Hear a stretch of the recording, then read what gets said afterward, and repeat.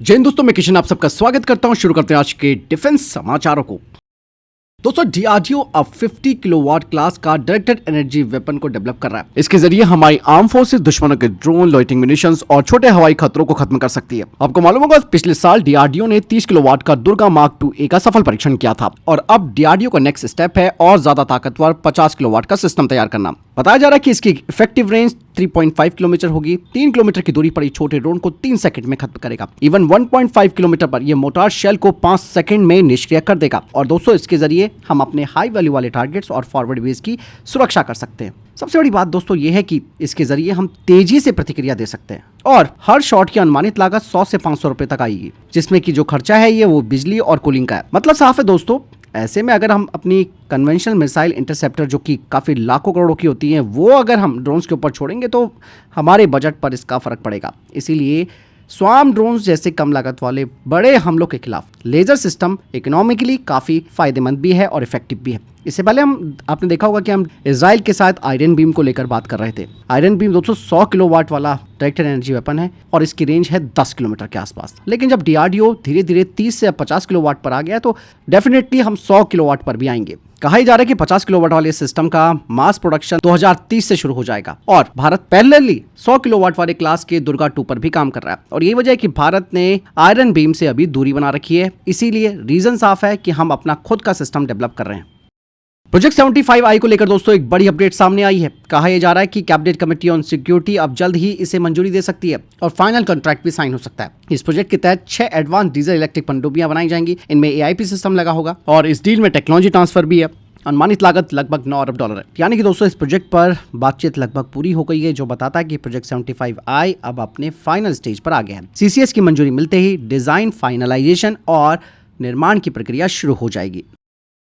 दोस्तों, Indian navy ने स्वदेशी 30mm नेवल सरफेस गन के डेवलपमेंट के लिए फिर से एक्सप्रेशन ऑफ इंटरेस्ट जारी किया है। बता दें कि ये जो गन होगी दोस्तों वो integrated electro optical fire control system के साथ होगी। ये सिस्टम दोस्तों हमारी नौसेना के लिए काफी महत्वपूर्ण माना जा रहा है, क्योंकि आज का खतरा सिर्फ बड़ी मिसाइलों या दुश्मन के जहाजों का नहीं है, बल्कि छोटे UAV, swarm attack, fast attack craft और अलग अलग तरीके के समुद्री प्लेटफॉर्म का है। 30mm गन की कई खासियतें हैं। ये एक स्टेबलाइज सिस्टम होगा दोस्तों, जो समुद्र की लहरों में भी सटीक निशाना लगा सकता है। इनमें EO sensors, thermal imager, day camera, laser range finder, मतलब ये छोटे और लो फ्लाइंग ड्रोन को ट्रैक और एंगेज कर सकती है। 360 डिग्री का कवरेज देगी और तेज रिएक्शन टाइम हमें मिलेगा। और ये गन दोस्तों जहाज के कॉम्बैट मैनेजमेंट सिस्टम, जिसे CMS कहा जाता है, उससे डिजिटली कनेक्टेड रहेगी। मतलब रडार से मिले टारगेट डेटा सीधे गन तक पहुंचेगा, जिससे रिएक्शन समय कम होगा और सटीकता बढ़ेगी। यानी कि दोस्तों भारतीय नौसेना का ये स्टेप ये बताता है कि भारतीय नौसेना फ्यूचर के ड्रोन और स्वार्म युद्ध की तैयारी कर रही है, वो भी स्वदेशी टेक्नोलॉजी के साथ। दोस्तों, भारत की राष्ट्रपति श्रीमती द्रौपदी मुर्मू ने स्वदेशी लाइट कॉम्बैट हेलीकॉप्टर प्रचंड से उड़ान भरी। बता दें कि ये जो लाइट कॉम्बैट हेलीकॉप्टर प्रचंड है, ये भारत का पहला स्वदेशी अटैक हेलीकॉप्टर है, जिसे HAL ने डेवलप किया है। 5000 मीटर से अधिक ऊंचाई पर यह ऑपरेशन करने की क्षमता रखता है। रेगिस्तान से लेकर पहाड़ी इलाकों में इसे डिप्लॉय किया जा सकता है। इसमें एडवांस एवियोनिक्स लगाए गए और इसकी नाइट अटैक की क्षमता भी है। इवन ये अपने साथ एयर टू एयर और एयर टू ग्राउंड मिसाइलें भी कैरी कर सकता है। इसमें 20mm गन और रॉकेट सिस्टम लगा है। इवन दोस्तों भारत के राष्ट्रपति पहले भी डासो, राफेल और Su-30M की ऐसी भी उड़ान भर चुकी है। इसके अलावा दोस्तों एक और बड़ी अपडेट आ रही है। भारत ने अब हाई एक्सप्लोजिव इंसेंडरी एमुनेशन के टेस्ट सप्लाई के लिए टेंडर जारी किया है और ये खास तौर पर GSS-23 गन के लिए है। और ये गन दोस्तों कई रूसी मूल के विमानों और हेलीकॉप्टरों में लगी है। GSS-23 दोस्तों एक सोवियत डिजाइन की ट्विन बैरल 23mm ऑटोकैनन है। इसका फायर रेट 3000 से 3600 राउंड प्रति मिनट है। मजल वेलोसिटी है 715 मीटर प्रति सेकंड। इफेक्टिव रेंज 2 किलोमीटर है और इसके HEI राउंड का वजन है 0.341 किलोग्राम। और ये गन हाई एक्सप्लोजिव के साथ सॉफ्ट टारगेट, हल्के वाहन और लो फ्लाइंग टारगेट्स को खत्म कर सकती है। दोस्तों, इंडियन एयरफोर्स लगभग 260 Su-30M MKI फाइटर जेट को अपग्रेड करना चाहती है। ऐसे में रशिया के साथ भी बातचीत चल रही है। मैंने आपको डिफेंस अपडेट में बताया था। यहाँ पर दोस्तों रशिया ने भारत को स्पेशली ऑफर किया है अपना N035 इर्बिस E रडार, जो कि एक ताकतवर पीसा रडार है। लेकिन दोस्तों सबसे बड़ी प्रॉब्लम तो ये है कि आज की इलेक्ट्रॉनिक वॉरफेयर वाली दुनिया में पीसा रडार दोस्तों आईसा रडार से काफी पीछे है। यानी कि आईसा रडार सबसे ज्यादा इफेक्टिव और एडवांस माना जाता है।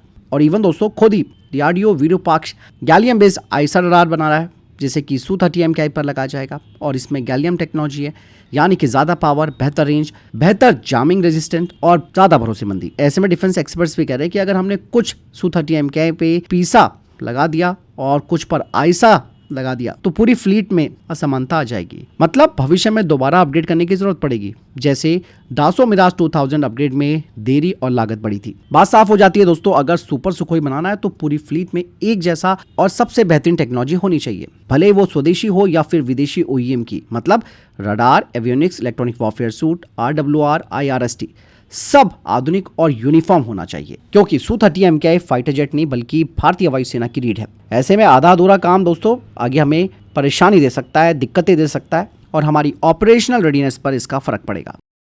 कल दोस्तों इंडियन एयरफोर्स ने पहली बार S-400 एयर डिफेंस सिस्टम को एक्शन में दिखाया। S-400 जिसका नाम सुदर्शन चक्र है, इसने ड्रिल के दौरान कई हवाई खतरों को ट्रैक और न्यूट्रलाइज किया। ऑपरेशन सिंदूर में आप सबने जाना कि किस तरीके से इस एयर डिफेंस सिस्टम ने इतिहास की सबसे लंबी दूरी का इंटरसेप्शन हासिल किया था और ये सिस्टम भारत की मल्टीलेयर एयर डिफेंस में सबसे ऊपरी और लंबी दूरी की सुरक्षा परत है। भारत के पास आकाश सैम, QR सैम जैसे स्वदेशी सिस्टम है और QR सैम जैसे स्वदेशी सिस्टम है, लेकिन ये मिड और शॉर्ट रेंज के लिए मजबूत है। लेकिन ऐसे में S-400 हमें लंबी दूरी का हाई एंड कवच देता है, लेकिन बाद में जब हमारा प्रोजेक्ट कुशा भी आ जाएगा तो वो इसी के कंपैटिबल रहेगा और स्वदेशी हमारा खुद का एयर डिफेंस सिस्टम होगा।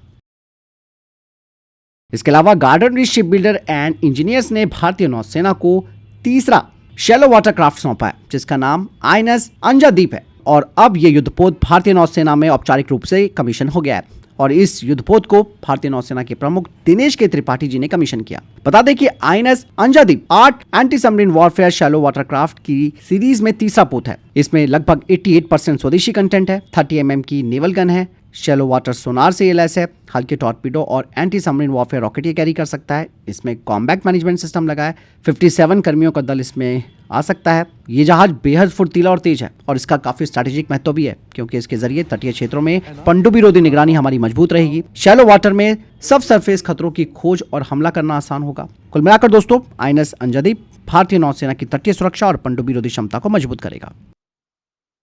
इसके अलावा तुर्की की वायुसेना का एक F-16 फाइटर जेट उड़ान भरने के कुछ मिनटों के बाद दुर्घटनाग्रस्त हो गया। यह एयरक्राफ्ट रात करीबन 12:30 बजे 9th मेन जेट बेस से नियमित उड़ान पर था, लेकिन थोड़ी देर बाद उसका संपर्क रडार और रेडियो से टूट गया और यह fighter jet Istanbul Izmir highway पर गिर गया। इस हादसे में पायलट की मौत हो गई। जांच शुरू हो गई है। दुर्घटनाओं का कारण अभी क्लियर नहीं है। बताया जा रहा है कि तकनीकी खराबी, मौसम या अन्य वजहों की इस वक्त जांच हो रही है। लेकिन दोस्तों वहीं दक्षिण कोरिया में भी F-16 दुर्घटनाग्रस्त हो गया और ये हादसे दोस्तों एक ही दिन हुए। 25 फरवरी को तुर्की में ये विमान हादसा हुआ तो 25 फरवरी के दिन साउथ कोरिया में भी एक F-16C दुर्घटनाग्रस्त हो गया। ये फाइटर जेट रात 7:30 बजे ट्रेनिंग उड़ान के दौरान एक पहाड़ी इलाके में गिर गया, लेकिन इस घटना में पायलट सुरक्षित बच निकला। बता दें कि पायलट ने समय रहते इजेक्ट कर दिया और वो बाद में पेड़ पर लटका हुआ पाया गया। दोस्तों यहाँ पर सबसे इंपॉर्टेंट बात ये आती है कि दोनों हादसे रात में ट्रेनिंग या मिशन उड़ान के दौरान हुए और F-16 तो दुनिया का सबसे ज्यादा इस्तेमाल होने वाला फाइटर जेटों में से एक है। ऐसे में कहा जा रहा है कि रात और कम ऊंचाई की उड़ानों में जोखिम ज्यादा होता है। हालांकि दोनों देशों में हादसों की जांच जारी है। इन घटनाओं ने एक बार फिर से दिखा दिया है कि फाइटर जेट उड़ाना खासकर की प्रतिकूल मौसम में जोखिम भरा हो सकता है। पाकिस्तान के डिफेंस मिनिस्टर ने कहा है कि उन्होंने अफगानिस्तान के ऊपर खुली जंग कर दी है। अब इसका नुकसान ज्यादा किसको होगा? इसका ज्यादा नुकसान पाकिस्तान को ही होगा। अफगानिस्तान के तालिबानी लड़ाके कई सदियों से, कई दशक से एक के बाद एक बड़ी से बड़ी एम्पायर के साथ लड़ते रहे हैं। उन्हें लड़ने की आदत है। पाकिस्तानी फौजें ड्यूरेंट लाइन के ऊपर बेतरतीब पड़ी हैं। Their defences are uncoordinated. उनकी पोस्ट्स जो है म्यूचुअली उसमें नहीं है, कोऑर्डिनेशन के अंदर नहीं है। उन पोस्ट्स को अफगानिस्तान यानी तालिबानी फोर्सेस के लिए कैप्चर करना ज्यादा मुश्किल नहीं होगा। वैसे भी इकोनॉमिक स्टेबिलिटी के इनस्टेबिलिटी के चलते हुए पाकिस्तान एक ऐसी स्टेज के ऊपर है जब उसकी बैल्कनाइजेशन यानी कि टुकड़े कभी भी हो सकते हैं। अफगानिस्तान वो स्टेज पार कर चुका है। वहां पे बेतरतीब लैंडलॉर्ड्स हैं, जगह जगह ट्राइबल्स हैं जो इकट्ठे हो जाते हैं जब भी उनकी किसी के साथ भी जंग होती है। अब बात करते हैं ड्यूरेंट लाइन की। ड्यूरेंट लाइन एक ऐसी लाइन है जो 1900 के आसपास अंग्रेजों ने ले कर दी थी। ये पश्तून ट्राइबल्स को दो में डिवाइड कर दिया था। उनका मुद्दा ही ये था कि वो पश्तून ट्राइबल्स जो हैं, जो लड़ाके वहां पे थे, उनको दो में डिवाइड कर दें, क्योंकि अंग्रेजों से भी वो कंट्रोल नहीं हो रहे थे। इस करके अफगानिस्तान ने उस लाइन को कभी भी एक्सेप्ट नहीं किया। पाकिस्तान ने ग्लैडली आफ्टर इंडिपेंडेंस उस लाइन को एक्सेप्ट किया। अब जब अफगानिस्तान और पाकिस्तान के बीच में लड़ाई हो रही है, उस लाइन को लेके, क्योंकि दोनों तरफ के पश्तून लड़ाके एक अमरेला के अंदर, तालिबान के अंदर, अफगानिस्तान के अंदर आके रहना चाहते हैं। The larger Afghanistan comes well into the Pashtunistan area. और ये आप देखेंगे कि ये लड़ाई इतनी जल्दी खत्म होने नहीं वाली है, ये सिमर करती रहेगी। ये शॉर्ट ऑपरेशन के बाद और लॉन्ग ऑपरेशंस पाकिस्तान को करने पड़ेंगे।